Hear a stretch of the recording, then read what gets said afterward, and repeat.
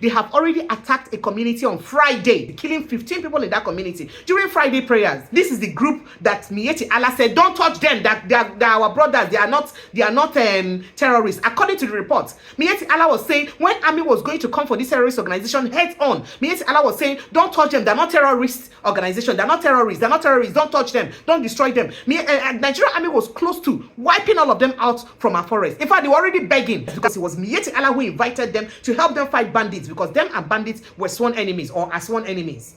Now, this group has now enshrined in Nigeria and wreaking havoc and about causing a lot of pain to Nigerian citizens living in Sokoto State and Kebbi State. We have different rules, different punishment for different people in this country.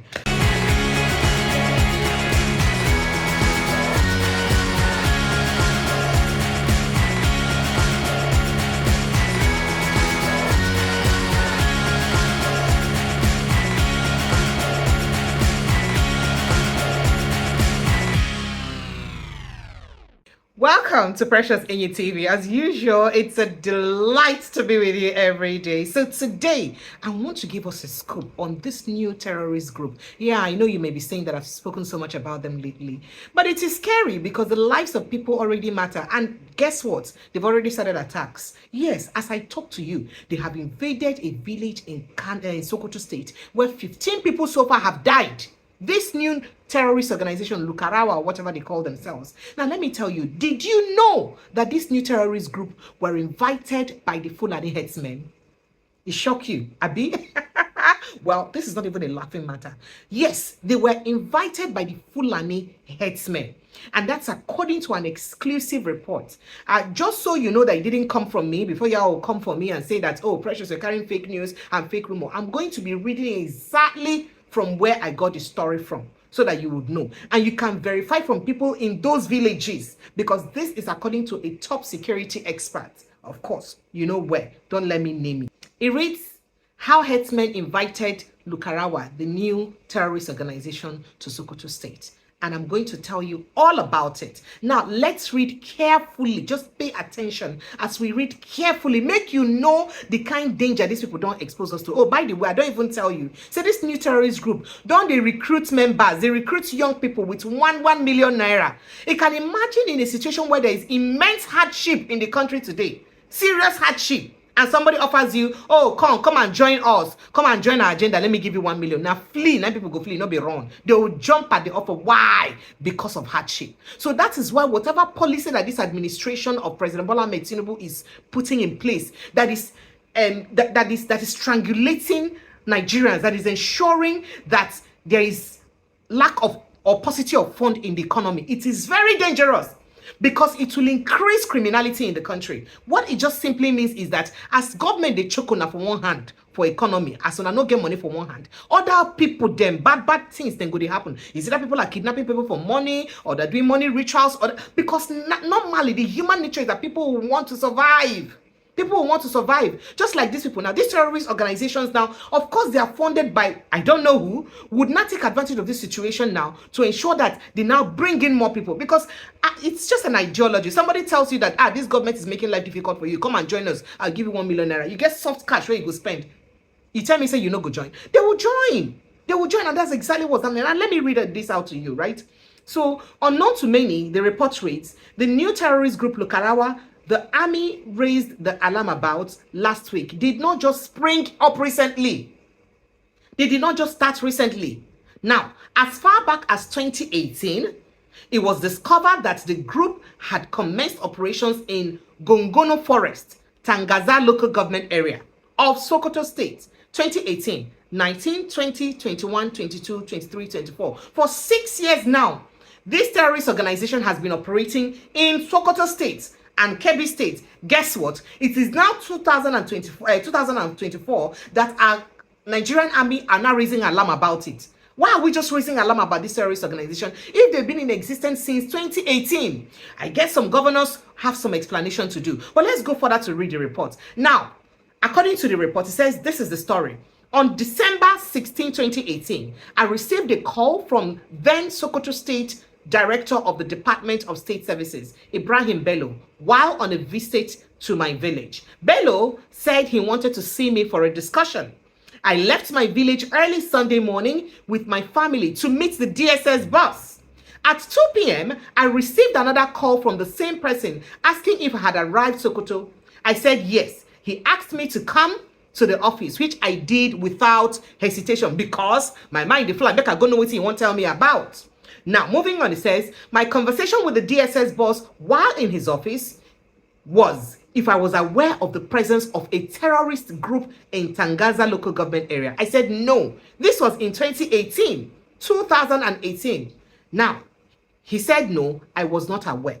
Moving on with the report, it says, after responding to his question, he started telling me about the emergence of the group and support given by the then Sokoto State Governor, Aminu Tambuwal.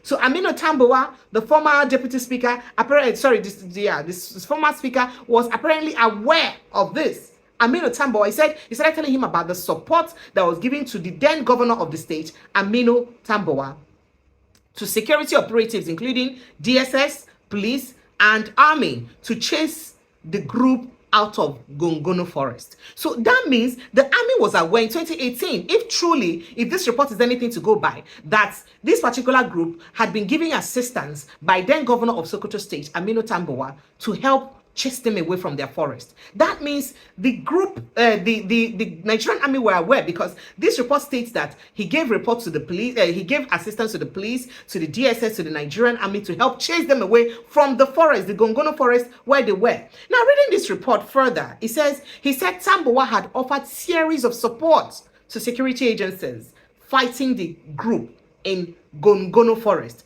which served as their hideout and center of their activities at that time. Speaking further on this report, the DSS boss asked me to write a report on the emergence of the group and how security operatives in the states chased them out after killing their members and setting the entire forest ablaze. That is, the DSS boss tell and say, oh, make a come write report on this and say, we don't chase these people away, we'll kill them, we'll carry them come off for their village, we'll burn everywhere, burn the forest. Was that true? Because if it's true, how come these people are still here now and now wreaking havoc in northern Nigeria? Let's read further. He now says, few members of the group pleaded for a 1-week extension for them to leave the area completely, saying they sent a member on an errand to Lagos.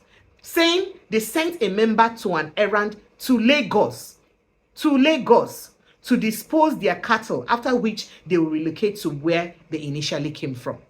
Now, the group, according to communities in the area, were initially invited by nomadic. Listen to it. They were initially, that is, now nomadic Fulani Herdsmen. That is, Fulani Herdsmen where they drag Malu herdsmen.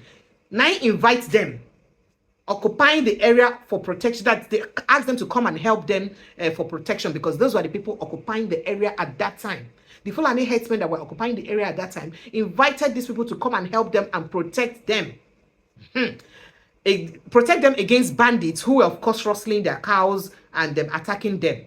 So they invited them to come and help them, against the bandits who were attacking them, because these were the herdsmen who were occupying this forest, that region at that time. I hope you understand. But let's go further to the report. Shortly after their arrival, the jihadists, who were said to hail from 2 African countries, Algeria and Mali, established what seems to be like a colony for an empire with strict adherence to Islamic ideology.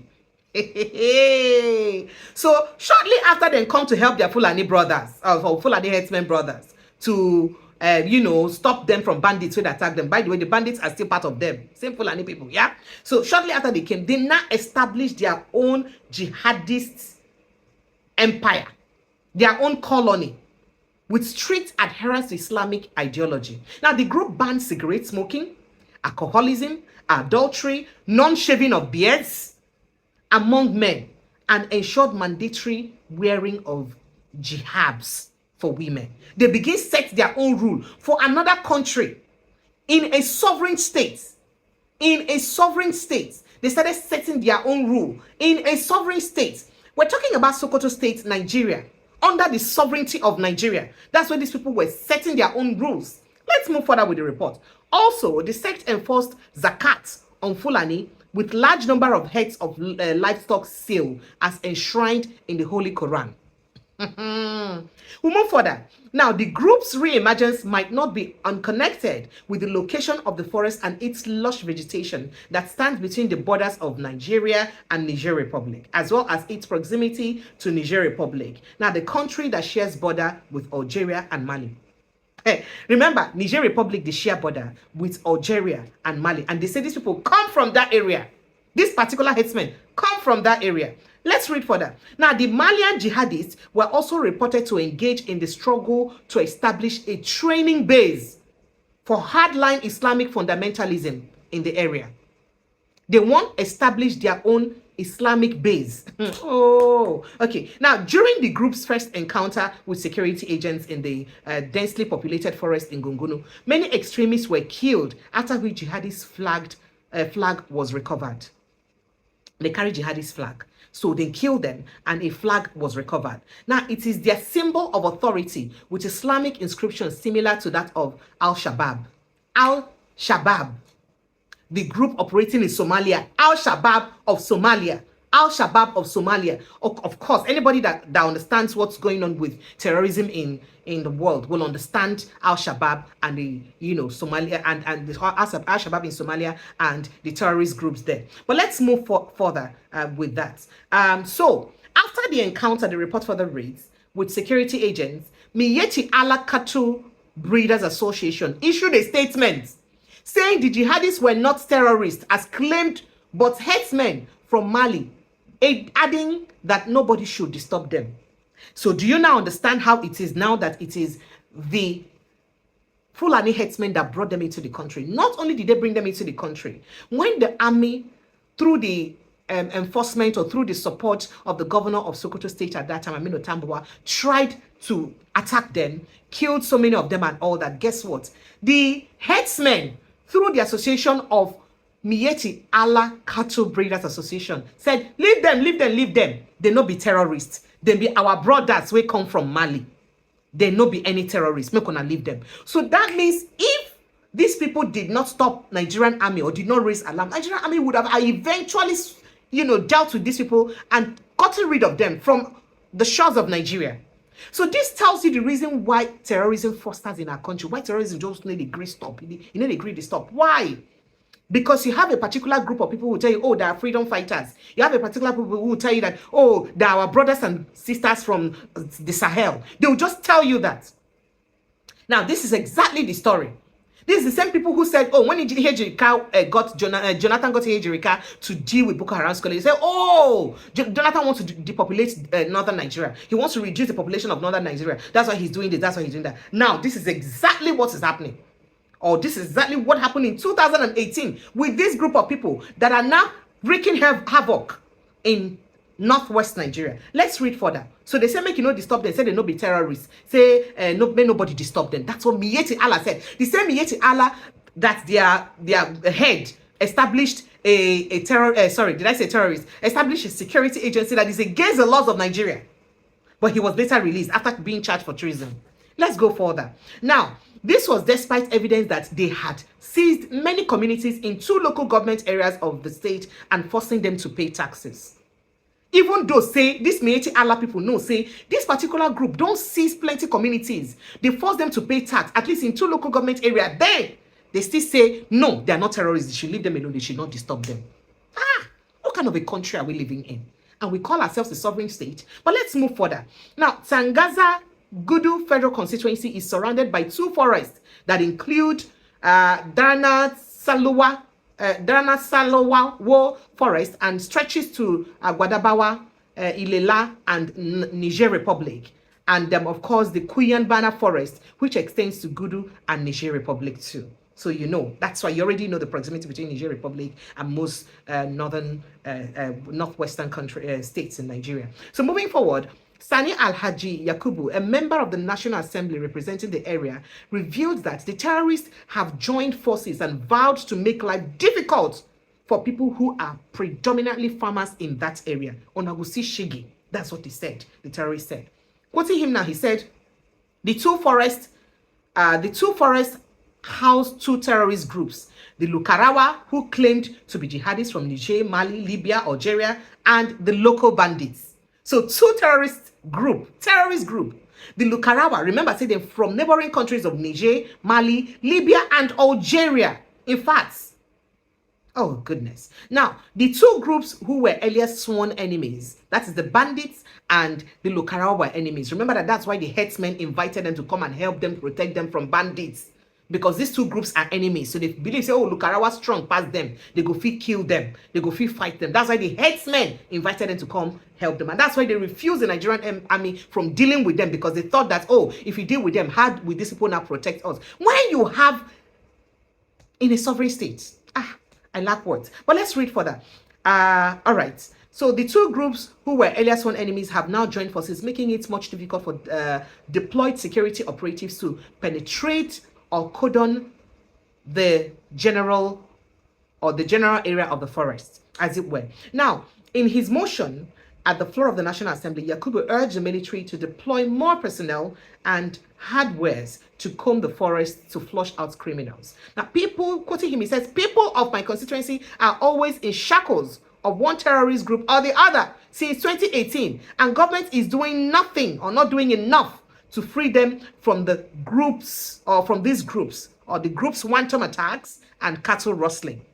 Moving further, the first victim of the group when they first arrived at the area was a traditional ruler, the district head of Bale, the headquarters of Gudu Local Government Area, Magajin Garin Bale, who was beheaded, the cut in neck comot by the group after a misunderstanding between the sect and his son.